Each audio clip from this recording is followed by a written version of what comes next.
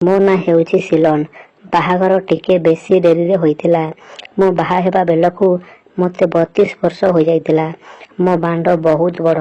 मु आज जाए काहाकु मेही नाही, किंतु मु हले हले बांड को बहुत मोटा करके रखिछि। मु गिहा गई वीडियो देखी सबु दिन मुठी मारे। दिने मुठी न मारले मते केमिति लागि जाए। तेणु बापा माँ जानी पारिले आ मो बाहागर गोटे ठीक कले। मो बाहागर पई झियो ठीक ହେଲା ପରେ मु झियो को गोटे फोन किनिकी देली। झियोर ना थिला रश्मि। आमे बाहा हेबा पूर्वरु बहुत कथा हेलु। बाहागर पूर्वरु गिहा गही विषय मध्य कथा हेउथिलु।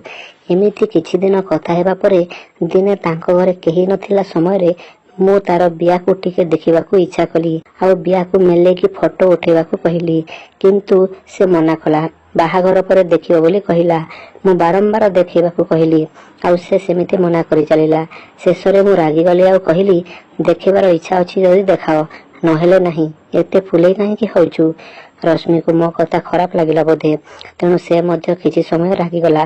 तापरे एमिति किछि समय जाए आम भितरे हाँ नाई कथा चलिला। तापरे से बाध्य होई चड्डी को खोली बिया को देखैला। मु कहिली, आंगुठी रे भलरे मेले की देखाओ। से सेमिति कला। मु देखली जे बियार साइड रे आ ऊपर भाग रे खाली कौलिया बाल उठिथिला। से जानी जानी लाजरे बियार कोणा को मेले की देखाउ नथिला। मु कहिली, बिया को दुईटा आंगुठी रे भल से मेले की देखाओ, नहेले मु तुमको बाहा हेबिनी।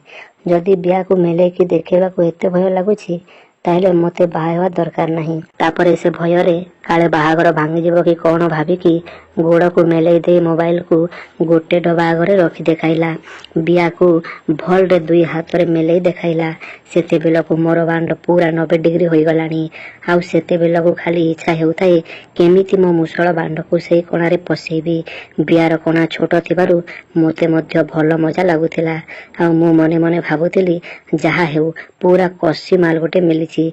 बियार सिले जाए फिटी नाही। बिया को देखिला परे मु निजको संभाली पारली नाही। कुआड़े नहीं गिहिबाकू इच्छा हेउथिला, तथापि मु बाहागर जाए काठेकी रहीगली। एमिति मन हेले रश्मि को कुहे, आउ तार बिया को टिके देखि मुठी मारी मन को शांति करि दिए। थरे देखैला परे से आउ भय नकरी लाज नकरी जेते बेले मध्य कहिले से चड्डी खोली पूरा नंगला होई ता बिया को मिलेइके मते देखै दिए। आउ गोटे कथा हैला, मु जेते बेले देखिले मध्य तार बिया पूरा ओदा होइके रहुथिला। तार बिया देखि मु जानी गली जे से किहा खाइबाकू बहुत छटपट हे जाउथिबो, तेणु ता बिया पूरा नाळे जाउछि आउ ओदा सरसर हे जाउछि। मु दिने पचारली, रश्मि सब बेले तुमे तुम बियारे आंगुठ मारछ कि? जेते बेले देखिले मध्य तुम बिया ओदा दिसछि। से मना कला। मु जानी गली जे सत हेथिबो, काहेकि ना जेते मिलेले मध्य तलकणा मेले हुए नाही। जदि आगरो गिहा खाई थांता किंबा बाइगण काकुड़ी पुरे थांता ताहले ता कोणा टिके बड़ हेकी देखा जाई थांता। एमिति केते दिन चलला परे हमर बाहागर होई गला। मो बाहागरर प्रथम दिन राति रे आउ संभाली पारली नाही। आम बाहागर टिके जल्दी सरी गला। सेति लागि हमकु घर लोक माने सोई पड़िबाकू कहिले।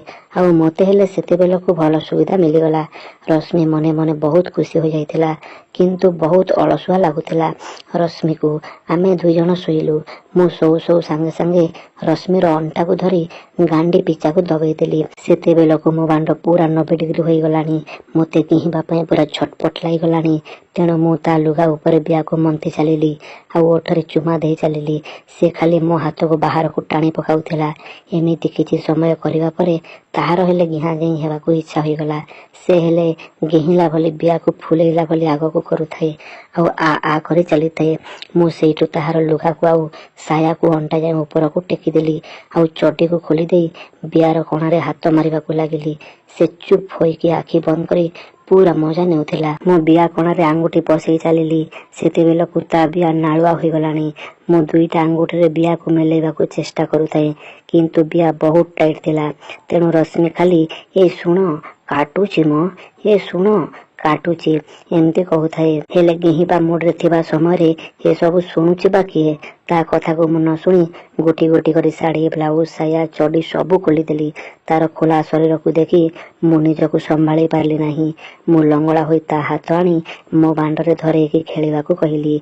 मु ता दूध को चिपी चिपी ता ओठरे चुमा देबाकू लागिली।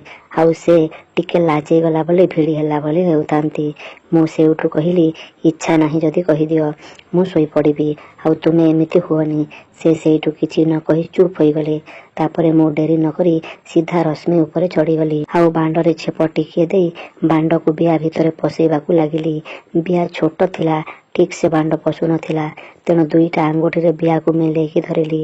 ଆଉ ଗୋଟିଏ ହାତରେ ବାଣ୍ଡକୁ ଛୋଡ଼ିକି ବିଆର ତଳ ପାଖ କଣାରେ ପଶେଇଲି। ବହୁତ କଷ୍ଟରେ ବାଣ୍ଡ ଟିକିଏ ବିଆ ଭିତରକୁ ଗଲା। ରଶ୍ମି କାଟୁଛି କହି ମୋତେ ଠେଲିବାକୁ ଲାଗିଲା, କାରଣ ତାକୁ ହେଲେ ବହୁତ କଷ୍ଟ ହେଉଥିଲା। ତେଣୁ ସେ କାଟୁଛି ହେଉଥାଏ। ମୁଁ କହିଲି, ଆରେ ରୁହ, ଟିକେ ସମୟ ପରେ ଠିକ୍ ହୋଇଯିବ, ଭଲ ଲାଗିବ। ତାପରେ ଟେବୁଲ ଉପରୁ ନଡ଼ିଆ ତେଲ ଆଣି ମୋ ବାଣ୍ଡରେ ଲଗେଇଲି ଆଉ ରଶ୍ମିର ବିଆରେ ବୋଳିଦେଲି। ସେଇଠୁ ଧୀରେ ଧୀରେ ବାଣ୍ଡକୁ ପୂରେଇ ଗିହିବାକୁ ଲାଗିଲି। ତାପରେ ଗୋଟିଏ ପରେ ଗୋଟିଏ ଧକ୍କା ଦେଇ ବାଣ୍ଡକୁ ମୂଳ ଯାଏଁ ପୂରେଇ ଦେଇ ହାଲକା ହାଲକା ଗିହିଲା ବୋଲି କଲି। ରଶ୍ମି ଖାଲି ଉଃ ଆଃ ଉଃ ଏମିତି କରୁଥାଏ। ମୁଁ କିଛି ସମୟ ଧୀରେ ଧୀରେ ଗିହିଲି। ତାପରେ ଗିହିବାର ବେଗ ବଢ଼େଇ ଜୋର ଜୋର କରି ଗିହି ଚାଲିଲି। ଦୁଧକୁ ଚିପି ଚିପି ଓଠରେ ଚୁମା ଦେଇ ଦେଇ ଜୋର ଜୋର କରି ଖଚ୍ ଖଚ୍ ଖଚ୍ ଖଚ୍ ଗିହି ଚାଲିଲି। ରଶ୍ମି ଉ ଆ କରି ମୋତେ ଠେଲି ଚାଲିଥାଏ। ମୁଁ ସେଇଠୁ ବିଆକୁ ଦେଖିଲା ବେଳକୁ ମୋ ବାଣ୍ଡରେ ରକ୍ତ ଲାଗିଛି। ସେଇଠୁ ମୁଁ ଜାଣିଦେଲି ଯେ ବିଆର ପରଦା ଏବେ ଫାଟିଲା। ଏଥର ବାଣ୍ଡ ଠିକ୍ରେ ଭିତରକୁ ଯିବ। ତାପରେ ମୁଁ ରଶ୍ମିର ଗୋଡ଼ ଦୁଇଟାକୁ ମେଲେଇ ଉପରକୁ କରିଦେଲି। ବିଆକୁ ଫେଡ଼ା କଲା ଭଳି ବାଣ୍ଡକୁ ପଶେଇଲି। ସେ ଖାଲି ଉ ଆ ଏମିତି ହେଉଥାଏ। ମୁଁ ଚୁମା ଦେଇ ଦେଇ ଗିହି ଚାଲୁଥାଏ। ପ୍ରାୟ 20 ମିନିଟ୍ ଯାଏଁ ଗିହା ଗିହି ହେଲା ପରେ ରଶ୍ମି ଛାତିକୁ ଫୁଲେଇ ମୋତେ ତାଳ ଦେଇ ଗିହିଲା ଭଳି କରୁଥାଏ। 20 ମିନିଟ୍ ଗିହିବା ପରେ ବାଣ୍ଡକୁ ବାହାର କରିଦେଲି ଆଉ ବିଆକୁ ମେଲେଇକି ଦେଖିଲି। ସତରେ ବିଆ ପୁରା କଣା ହୋଇଯାଇଥିଲା। ବିଆର କଣା ପୁରା ଦେଖାଯାଉଥିଲା। ବିଆର ସିଲ୍ ସାଙ୍ଗେ ସାଙ୍ଗେ ଖୋଲିଲା। ସେଥିଲାଗି ଧଳା ଧଳା ପତଳା ମାଂସ ବିଆର କଣା ସାଇଡ୍ରେ ଲାଗିଥିଲା। 20 ମିନିଟ୍ ପରେ ମୋର ହେଲେ ପିଚି ପିଚି ହୋଇ ବାହାରି ପଡ଼ିଲା। ମୁଁ ଗିହିବାରେ ପୁରା ବ୍ୟସ୍ତ ଥିଲି, ସେଥିଲାଗି ଦୁଧକୁ କମ୍ ଦଳୁଥିଲି। ମୋର ବାହାରି ସାରିବା ପରେ ରଶ୍ମିର ଛୋଟ ଛୋଟ ଦୁଧକୁ ଚିପି ଚାଲିଲି। ଦୁଧ ହେଲେ ଟାଇଟ୍ ଲାଗୁଥିଲା। ଦୁଧ ବୁଣ୍ଡିକୁ ଆଙ୍ଗୁଠିରେ ମୋଡ଼ି ଚାଲିଥାଏ। ସେଇଠୁ 5 ମିନିଟ୍ ପରେ ରଶ୍ମିର ବିଆରେ ଆଙ୍ଗୁଠି ପଶେଇ ପୁଣି ଗିହିଲି। ଦୁଧକୁ ଖାଇ ଖାଇ ବିଆରେ ଆଙ୍ଗୁଠି ପଶେଇ ଗିହି ଚାଲିଲି। କିଛି ସମୟ ପରେ ବେଗ ଟିକିଏ ବଢ଼େଇ ଦେଲି ଆଉ ବିଆରେ ଆଙ୍ଗୁଠି ମାରି ଚାଲିଲି। ଟିକେ ସମୟ ପରେ ତାହାର ହେଲେ ଲାଳ ଆଉ ଧଳା ରସ ବାହାରି ପଡ଼ିଲା। ତାପରେ ସେ ନିଜେ ସାଇଡ୍ ହୋଇଗଲା। ଟିକେ ହସି ହସି ଲାଜେଇଲା ବୋଲି ହୋଇଗଲା। ମୁଁ ପଚାରିଲି, ହେଇଗଲା ନା ଆଉ କରିବା? ରଶ୍ମି କହିଲା, ହଁ ହେଲା, ଆଜି ପାଇଁ ଏତିକି ଥାଉ। ଆଜି ପ୍ରଥମ ଥର। ମୁଁ ଆଉ ବେଶୀ ସମ୍ଭାଳି ପାରିବିନି। କାଲିକି ତୁମେ ଯଦି କହିବ ତାହେଲେ ରାତି ସାରା ଗିହିଲେ ମଧ୍ୟ ମୁଁ ସମ୍ଭାଳି ନେବି। କଷ୍ଟ ହେଲେ ହଉ ପଛେ ଆଜି ପାଇଁ ତୁମେ ରହିଯାଅ ବୋଲି କହିଲା। ତାପରେ ମୁଁ ହଉ ଠିକ୍ ଅଛି, କାଲିକି ଯାହା ହବ ହବ କହିଲି। ତାପରେ ଆମେ ଦୁହେଁ ପୋଛାପୋଛି କରି ଧୁଆଧୁଇ ହୋଇ ଆସିଲୁ। କିନ୍ତୁ ଆମେ ଆସିଲୁ ସତ, କିଛି ପିନ୍ଧିଲୁନି, ସେମିତି ଲଙ୍ଗଳା ହୋଇ ଶୋଇଲୁ। ମୁଁ ବାଣ୍ଡକୁ ତା ବିଆ ଭିତରେ ପୂରେଇଲି ଆଉ ଆମେ ସେମିତି କୁଣ୍ଡା କୁଣ୍ଡି ହୋଇକି ସକାଳ 9ଟା ଯାଏଁ ଶୋଇପଡ଼ିଲୁ। ତାପରେ କ'ଣ ହେଲା ଆପଣମାନେ ପରବର୍ତ୍ତୀ ଭିଡ଼ିଓରେ ଦେଖିପାରିବେ। ଯଦି ଆପଣମାନଙ୍କୁ ଏହି ଭିଡ଼ିଓଟି ଭଲ ଲାଗିଲା ତାହେଲେ ଭିଡ଼ିଓଟିକୁ ଲାଇକ୍ କରିକି ଚ୍ୟାନେଲଟିକୁ ସବସ୍କ୍ରାଇବ୍ କରିଦିଅନ୍ତୁ ଆଉ ଆପଣଙ୍କ ଭାଇକୁ ଏମିତି ସପୋର୍ଟ କରନ୍ତୁ। ଆପଣଙ୍କ ଭାଇ ଆପଣମାନଙ୍କର ଏନ୍ଜୟ ପାଇଁ, ଆପଣମାନଙ୍କର ଖୁସି ପାଇଁ ଏମିତି ଅନେକ ନୂଆ ଗିହା ଗିହି ଭିଡ଼ିଓ ମାନେ ନେଇକି ଆସିବ। ଧନ୍ୟବାଦ।